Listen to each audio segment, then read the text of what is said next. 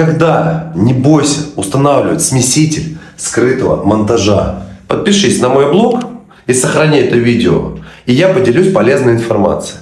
Итак, начнем с того, что его можно разместить в любом месте, удобном для вас. Также он компактен по сравнению с теми смесителями, которые монтируются на ванную. И у них гусак торчит на середину ванны.